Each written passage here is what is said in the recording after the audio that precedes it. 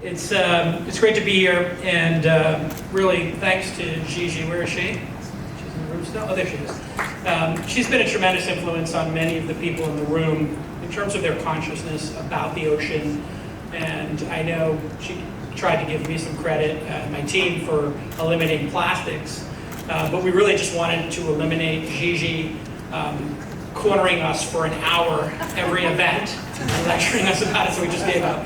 And we just got a bunch of fountains and made people buy glass bottles. No, it's true. We started saving pallets and pallets of plastic water bottles at the launch festival. And there is something there about, one individual being able to create that ripple-like effect by just connecting individually. Gigi is that unique person who I met when I was 25 years old. That was 20 years ago. I'm old now. And she always took me seriously, and even when I probably didn't deserve to be taken seriously. So I just wanted to thank her for all the support she's given me over the decades, and it's just an honor and privilege to be here supporting you. Let's give her a big round of applause.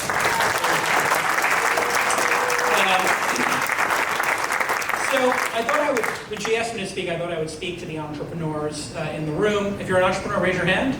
Nice and high, great. And the investors, raise your hand. Great, there we go. Wow, what a great mix. It's probably 2 to 1, which is a good ratio. We invest at my company Launch in 80 companies. We'll have invested in 80 companies this year. I've invested in well over 200 companies in the past decade.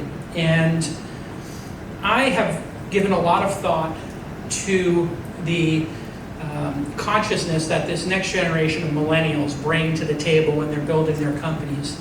And I'm truly impressed by it. But what I'm not impressed by is the reaction they get when they go meet with venture capitalists and investors. And I thought I would just be candid with the entrepreneurs, if they would allow me to, in letting them know that you need to lead with a business if you want to raise from venture capitalists. Only 1 or 2% of the venture community actually behave, and I didn't say think, I said behave, like Bill and Ira. Bill and Ira write checks to people who want to do amazing things in the world that are good for the world.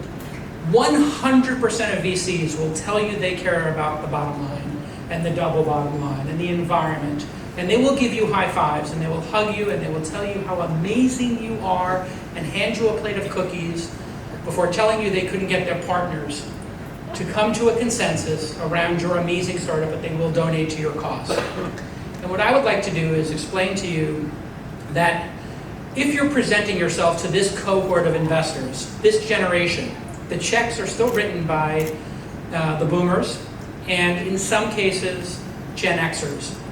And they are concerned with raising their next fund.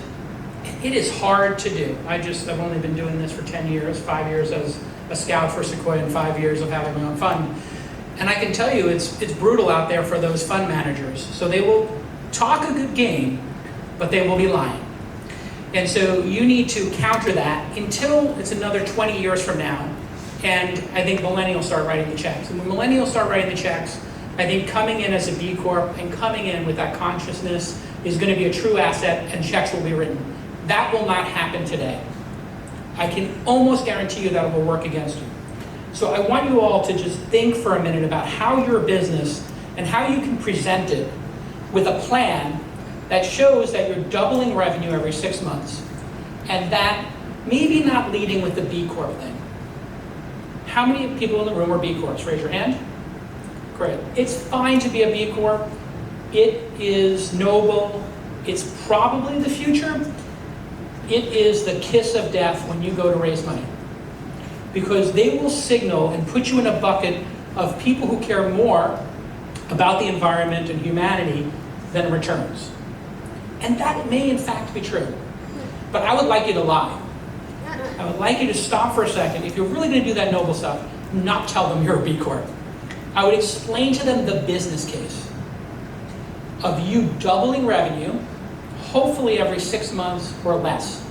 In this town in 2019, that's what gets funded.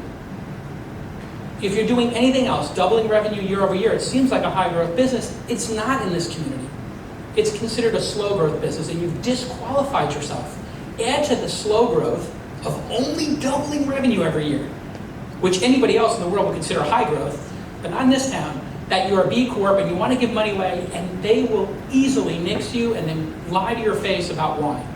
And the reason is because they just don't think they're going to get 100x return, cash on cash, which then allows them to raise their next fund. Again, there are 2 or 3%, Pierre Omidyar, Gigi, Bill, Ira, who actually make these investments sincerely. The rest do not. And so do yourself a very simple favor and build a plan. And hope is not a plan.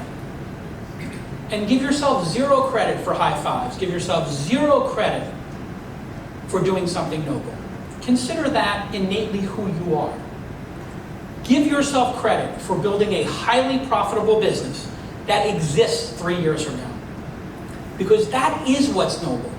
Sustainability in your business model. Sustainability in your ability to not shut down and then go work at Google or Facebook optimizing AdSense or something so 0.001% of more people click on it. That's not what you want to do. You don't want to do something noble and get high fives for 2 years and then go work for Google. No offense to Google. But it's a pretty horrible job when you think about it. Let's trick people into clicking more ads. Be sustainable in the business model. Print money. And we need only look back on a generation or 2 of entrepreneurs. In fact, the building we're standing in front of, was a company Gigi backed when she was running our hedge fund, a guy named Mark Benioff. He's doing a tremendous amount of good in the world with all of the resources he acquired through the Salesforce mission. Bill Gates, same story, Bill and Melinda, doing a tremendous amount of work. Now Zuckerberg and Priscilla doing a tremendous amount of great work. These 2 things, being great at business, having a lot of profits, and doing good things in the world are not mutually exclusive. They can be done together. But most of the B Corp founders I find today are not thinking about their business model, and they don't know their audience. And they pretend that hope is a plan. It is not a plan. A plan is a plan. And even a shitty plan that is, you could poke 1,000,000 holes in, can be evolved and can be refined. So put yourself in that bucket, get the money, change the world, and then give it all away. We had an experience of investing in a B Corp, and over again, they would get grants from Google, from all kinds of famous people would invest in this company. But they wouldn't charge the right price for their software. And I met a company here that's really fascinating. Envision Mobile, you're here. There he is. And we had a heart-to-heart. I felt like it was a heart-to-heart. I didn't come on too strong, did I? But he's trying to change the world. I guess I did come on too strong. But it's a really brilliant idea that he has for helping Unilever and all these essentially bodegas or small mom and pop grocery stores in the developing world. And then he wants to charge them like 1/1000th of the value of the software. This is the #1 thing we see when we invest in companies. They're charging the wrong price for the software. They don't get enough value out of it. You know what Mark Benioff charges for Salesforce? I think it's like $300 or $400 a month per person. It's expensive, but it's worth it, and it's the standard. So I want you to be focused on being here in 3 or 4 years. It does no good to not be focused and to not have a profitable business.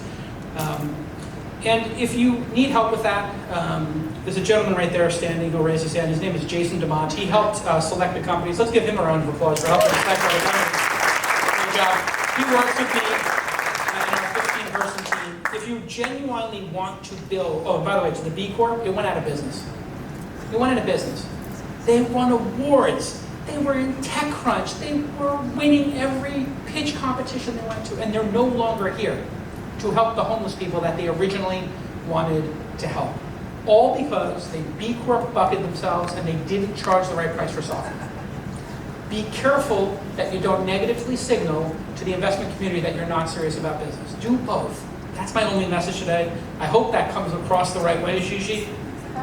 Okay, so let's make real businesses that don't disappear in 18 months. If you want to do that, I'm Jason@Calacanis.com is my email. I'm Jason on Twitter. You can DM me. We'd love to meet with you and the founders and help you on that journey.